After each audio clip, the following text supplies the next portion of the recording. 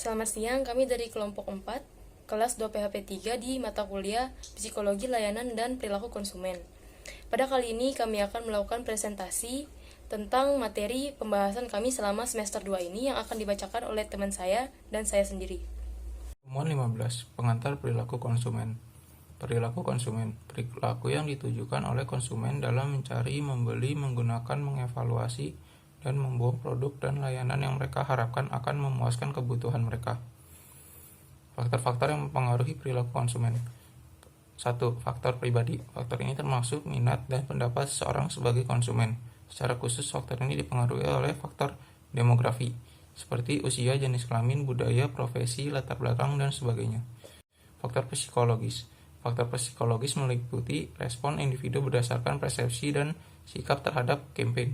Secara khusus, faktor ini juga termasuk persepsi dan sikap individu tentang kebutuhan sebagai konsumen. Ketiga, faktor sosial. Faktor ini meliputi pengaruh lingkungan hingga pengaruh media sosial terhadap keputusan konsumen. Kelas sosial, pendapatan, dan tingkat pendidikan juga tercakup dalam faktor ini. 2. Dampak konsumen terhadap strategi pemasaran. Konsumen menjadi ujian akhir terhadap strategi pemasaran dan suatu perusahaan menjadi memikirkan bagaimana agar produk mereka bisa diterima di masyarakat. Contoh dampak konsumen terhadap strategi pemasaran. Saat terjadi pandemi, awalnya masyarakat tidak mempercayai berbelanja online karena tidak dapat melihat kualitas barang secara langsung dan takut terhadap penipuan. Namun seperti yang dapat kita lihat sekarang, masyarakat beralih menjadi berbelanja online. Hal ini membuat para perusahaan mengubah strategi pemasaran mereka yang tadinya menggunakan brosur atau spanduk berubah menjadi iklan di sosial media dan membuat website sendiri ataupun menggunakan platform yang sudah ada seperti Tokopedia atau Shopee agar masyarakat dapat berbelanja online. 3. Dampak pemasaran terhadap konsumen. Strategi pemasaran yang mempengaruhi masyarakat dalam pengambilan keputusan dalam pemilihan suatu barang. Contoh dampak pemasaran terhadap konsumen. Suatu perusahaan memasang sales sebagai strategi pemasaran yang mempengaruhi konsumen agar membeli produk tersebut karena sifat konsumen yang tertarik terhadap barang yang murah. Segmentasi umur. Dalam pemasaran, segmentasi umur juga berpengaruh terhadap produk yang dijualkan. Contohnya, jika kita memasang iklan di televisi, maka akan yang melihat kebanyakan adalah orang tua, sehingga jangan memasang iklan untuk anak remaja, dan sebaliknya, jika memasang iklan di sosial media, kebanyakan yang melihat adalah remaja. Jadi akan lebih baik memasang iklan yang kekinian untuk memikat para remaja tersebut. Selanjutnya yang akan saya bahas yaitu proses pengambilan keputusan dan juga perilaku konsumen. Langkah-langkah dalam proses pengambilan keputusan, yang pertama itu ada pengenalan masalah, yang dimana pada tahap ini para konsumen harus mengetahui kebutuhan yang diinginkan, dan para pemasar meningkatkan produk sesuai dengan kebutuhan yang ingin dimiliki oleh seorang konsumen. Maka dari itu minat konsumen akan menjadi lebih besar. Yang kedua itu ada pencarian informasi, yang dimana pada tahap ini para konsumen mencari informasi dari internal dan eksternal, seperti contoh mengetahui informasi dari teman, sanak saudara, maupun dari internet. Yang ketiga itu ada evaluasi alternatif. Pada tahap ini terjadi percekcokan antara merek-merek atau brand-brand yang terkenal yang membuat para konsumen menjadi bingung untuk memilih suatu produk. Dan yang keempat ada pemilihan produk. Pada tahap ini juga termasuk ke dalam evaluasi alternatif yang dimana pemilihan produk ini memutuskan apakah seseorang ingin membeli sesuai dengan kebutuhannya atau berdasarkan merek, brand, ataupun model baru yang belum menjadi kebutuhannya. Selanjutnya yaitu pengaruh budaya pada pembelian suatu produk. Faktor budaya ini menjadi hal mendasar atas keinginan dan perilaku konsumen dalam membeli suatu produk. Yang pertama itu ada budaya atau tradisi. Seorang pemasar yang menjualkan produk sesuai dengan tradisi mereka masing-masing, seperti contoh pada saat Lebaran ataupun saat Natal. Yang kedua itu kelas sosial yang di sini berhubungan dengan ekonomi masing-masing suatu budaya atau tradisi. Seperti contoh di Bali terdapat 4 kasta, yakni Brahmana, Satria, Waisya, dan juga Sudra. Nama saya Vinisya. Saya akan menjelaskan tentang pengaruh internal terhadap perilaku konsumen, konsep diri. Apa sih itu konsep diri? Konsep diri itu merupakan cara pandang dan sikap seseorang terhadap dirinya sendiri dan keyakinan yang dimiliki oleh setiap individu. Nah, terdapat 3 komponen pada konsep diri. Yang pertama, gambaran diri. Konsep ini menegaskan tentang cara seseorang memandang pada dirinya sendiri. Nah, gambaran diri ini bisa dilihat dari deskripsi diri, peran sosial, sifat pribadi, dan pernyataan eksistensial. Nah, yang kedua ada harga diri. Nah, harga diri itu cara seseorang menilai dirinya sendiri. Nah, dia tuh ada dua, harga diri tinggi dan harga diri rendah.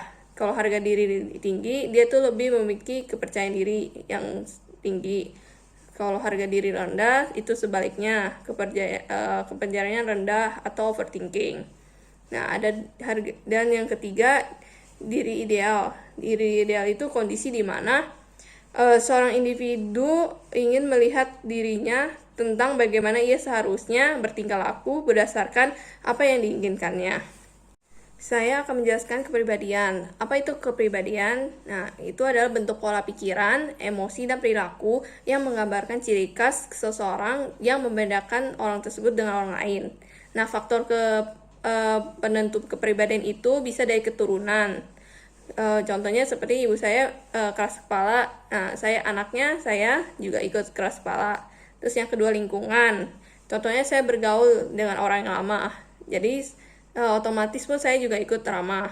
Terus ketiga kondisi situasi. Contohnya ketika saya bersama teman-teman, saya banyak bercanda. Sedangkan kalau saya sedang mengerjakan tugas, saya akan fokus belajar. Nah, kemudian penampilan diri. Penampilan diri itu sebuah bentuk atau citra tubuh yang mengacu pada fisiknya sendiri. Nah, terdapat jenis body ecstasis. Nah, itu yang pertama ada sizing, body image destruction, cosmetic surgery, body direction and mutilation, tattoos, dan body piercing. Selanjutnya, saya akan melanjutkan pembahasan tentang sikap.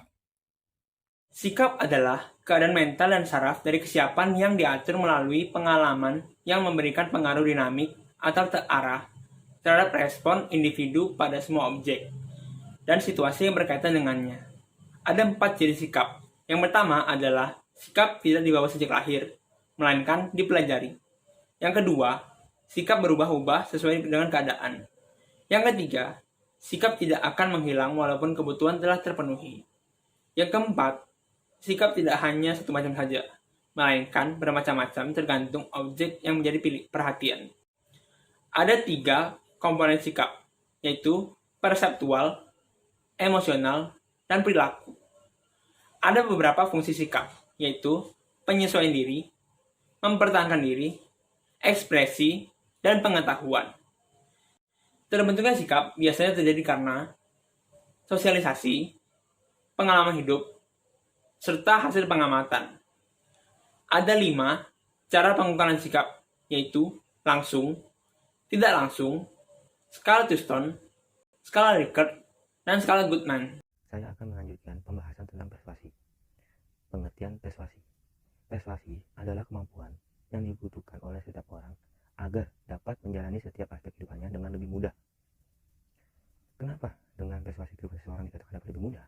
Karena seseorang dengan sifat persuasi akan mampu menarik orang-orang di sekitarnya untuk setuju dengan hal-hal yang dilakukan dan disampaikannya. Tujuan persuasi. Persuasi bertujuan untuk memengaruhi dan meyakinkan orang lain. Dalam persuasi, seorang persuader dianggap berhasil jika mampu memengaruhi kepercayaan dan harapan orang lain setelah ia melakukan ajakan dengan cara memaparkan berbagai alasan. Persuasi melarang keras persuader untuk melakukan kebohongan, karena poin utama dari persuasi adalah menonjolkan kelebihan tanpa harus menutupi kekurangan. Strategi persuasi. 1. Kesan pertama hanya bisa dihadirkan 1 kali. Karenanya, seorang harus bisa menciptakan kesan pertama yang baik bagi orang yang ditemuinya. Kedua, menarik empati. Komunikator yang memahami komunikan akan lebih mampu memengaruhi emosi dan alam bawah sadar komunikannya. Ketiga, membangun kredibilitas. Kredibilitas mengacu pada 3 komponen, yakni keahlian, kepercayaan, dan eksistensi.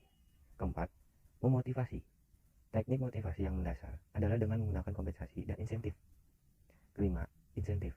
Mulai dari hadiah, mentraktir makanan, atau bahkan waktu yang diberikan komunikator untuk sekedar mendengarkan keluhan-keluhan komunikator. Pengaruh eksternal pada perilaku konsumen. Kelompok dan efek situasional terhadap perilaku konsumen. Yang pertama, pengaruh situasional terhadap perilaku konsumen. Definisi situasi menurut William Isaac Thomas adalah persepsi seseorang dan penafsirannya terhadap faktor sosial yang terjadi pada masa tertentu.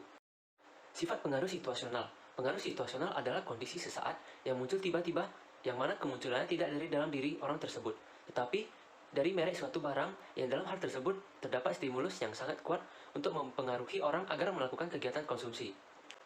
Karakteristik situasional dan perilaku konsumsi. Beberapa hal yang dapat mempengaruhi perilaku konsumen, yaitu yang pertama, lingkungan fisik, lingkungan sosial, perspektif temporal, task definition, antecedent states. Situasi ritual. Situasi ritual dapat digambarkan sebagai kesempatan yang didefinisikan secara sosial yang memicu serangkaian perilaku saling terkait yang terjadi dalam format terstruktur dan yang memiliki makna simbolik. Situasi ritual dapat mencakup mulai dari sepenuhnya pribadi hingga sepenuhnya publik. 2. Pengalaman berbelanja. Pengalaman berbelanja dipengaruhi oleh seberapa menyenangkan lingkungan yang dirasakan dan tingkat gairah pengalaman konsumen selama mengkonsumsi produk tersebut. Pengaruh kekuatan kelompok sosial pada perilaku konsumen. Pengaruh informasional. Contoh, ketika kita mengikuti cara makan orang Jepang, menggunakan sumpit. Pengaruh normatif. Contoh, ketika teman satu kelompok membeli makan, kita juga akan tertarik untuk membeli makanan tersebut. Pengaruh identifikasi. Contoh, ketika kita sudah lama berada di suatu kelompok, perilaku kita akan sangat mirip dengan para anggota kelompok tersebut. Mulai dari cara berbicara dan lain-lain. Pengambilan keputusan bersama. Peran dalam pengambilan keputusan kolektif. Initiator. Anggota keluarga yang mengeluarkan ide. Gatekeeper. Anggota keluarga yang melakukan pencarian informasi. Influencer. Anggota keluarga yang mencoba untuk mempengaruhi hasil proses keputusan pembelian. Buyer. Anggota keluarga yang secara aktual melakukan pembelian. User. Anggota keluarga yang menggunakan produk atau jasa tersebut. Pengaruh eksternal pada perilaku konsumen, peran seks, dan subkultur. Identitas konsumen adalah suatu identitas seseorang yang menjelaskan suatu konsep pada diri masing-masing. Dan perilaku konsumen berhubungan dengan gender, subkultur, etnis, ras, maupun agama. Generasi adalah sekelompok orang yang memiliki kesamaan usia dan merasakan pengalaman di zaman yang sama. Generasi terbagi atas beberapa zaman, yaitu interbellum, silent generation, baby boomers, generasi X, generasi Y, dan generasi Z. Gender adalah sesuatu yang terbentuk secara sosial, bukan dari bentuk fisik laki-laki maupun perempuan, tetapi cenderung merujuk pada perilaku sosial.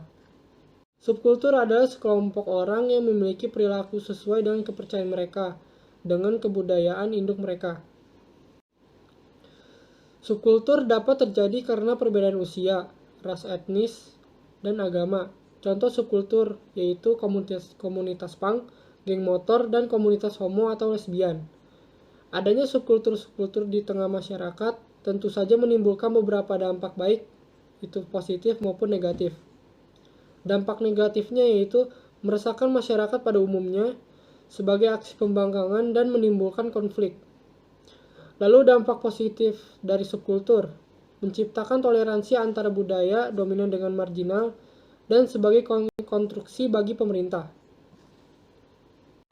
Jadi, di pembahasan 24 ini, kita mempelajari tentang pengaruh eksternal pada perilaku konsumen. Hal yang dapat kita bahas dari pembahasan ini adalah pendapatan dan identitas konsumen, sosial kelas dan identitas konsumen, simbol status dan modal sosial, gaya hidup dan identitas sosial. Di dalam pembahasan ini, kita juga diberitahu apa itu artinya pendapatan dan bagaimana membelajarkan variasi dan juga ada piramida pendapatannya itu sendiri. Di penjelasan ini, kita juga diberitahu bagaimana sih faktor-faktor kepercayaan konsumen kepada kita. Setelah itu juga bagaimana cara memilih packing order yang baik dan benar. Salah satunya adalah dicapai dibandingkan status yang ditentukan. Setelah itu, kita juga diberitahu bahwa ada 5 masalah dengan segmentasi kelas sosial. Ada juga gaya hidup dan identitas konsumen. Gaya hidup mengidentifikasikan pola konsumen yang mencerminkan seseorang pilihan bagaimana menghabiskan waktu dan uangnya. Dan pilihan-pilihan ini sangat penting untuk menentukan identitas konsumennya. Pembahasan selanjutnya yaitu pengaruh eksternal pada perilaku konsumen. Yang pertama, komunikasi getok tular. Menurut Kamus Besar Bahasa Indonesia, Pusat Bahasa, arti getok tular adalah dari mulut ke mulut. Misalnya dalam penyebaran berita, ajakan, fitnah, dan sebagainya. Getok tular adalah istilah atau saluran komunikasi informal yang biasanya terjalin dari hubungan antar pribadi secara langsung, terkadang berrahasia, dengan tujuan dan kepentingan yang sama. Bahasa Inggris menyuli getok tular menjadi word of mouth, seperti dalam buku Jerry R. Wilson, Word of Mouth Marketing 1994. Terbaca dalam judul itu, WOM dimanfaatkan untuk pemasaran. Disebutkan bahwa WOM merupakan teknik komunikasi pemasaran terampuh untuk mengharumkan atau merusak citra. Keluhan atau pujian konsumen lewat surat pembaca di surat kabar terhadap suatu produk atau jasa menjadi contoh getok tular di model ini. Oleh karena itu, jangan remehkan mulut konsumen karena bisa berdampak langsung pada usaha atau bisnis. Konsumen yang puas akan berbicara kepada 3 orang lainnya, sedangkan konsumen yang tidak puas bisa saja berbicara kepada 11 orang lainnya. Yang kedua yaitu opini para pemimpin atau opinion leadership. Opinion leadership adalah orang yang langsung berhubungan dengan produk, misalnya memberikan saran atau informasi tentang produk atau jenis produk tertentu, seperti merek apa yang terbaik atau bagaimana manfaat produk tertentu. Pengaruh opinion leadership dalam proses pengambilan keputusan yaitu ada 1. Authority figure. Di sini opinion leader berperan sebagai pemberi informasi, anjuran, atau pengalaman pribadinya dengan tujuan untuk membantu konsumen memuaskan keinginan orang-orang. Orang-orang yang termasuk pada authority figure adalah keluarga, teman, dan relasi. Yang kedua, trendsetter, yaitu seseorang yang pengalaman pribadinya diikuti oleh orang lain. Trendsetter pada umumnya merupakan seorang yang terkenal seperti bintang film atau olahragawan.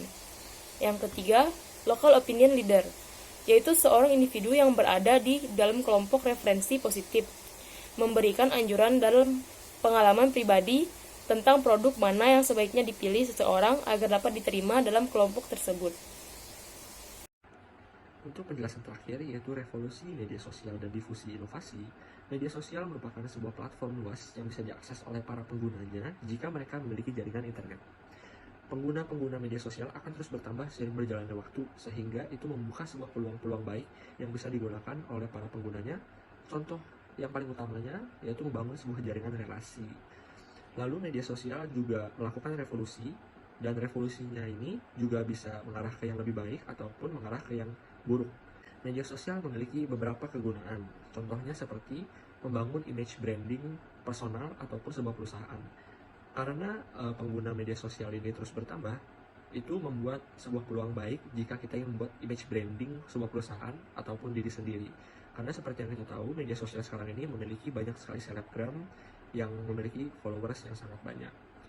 Dan media sosial juga bisa membuka pekerjaan baru, seperti kita menjual barang-barang online. Difusi inovasi adalah sebuah proses atau tahapan di mana kita menyampaikan inovasi baru kita kepada para target yang sudah kita targetkan. Difusi inovasi sudah ada sejak tahun 1903 oleh sosiolog Prancis bernama Gabriel Tarde. Difusi inovasi juga memiliki 2 jenis keputusan, yaitu keputusan individual yang berasal dari diri kita sendiri dan difusi otoritas, atau keputusan ini diambil oleh pemerintah sekitar yang mungkin kurang setuju dengan inovasi tersebut.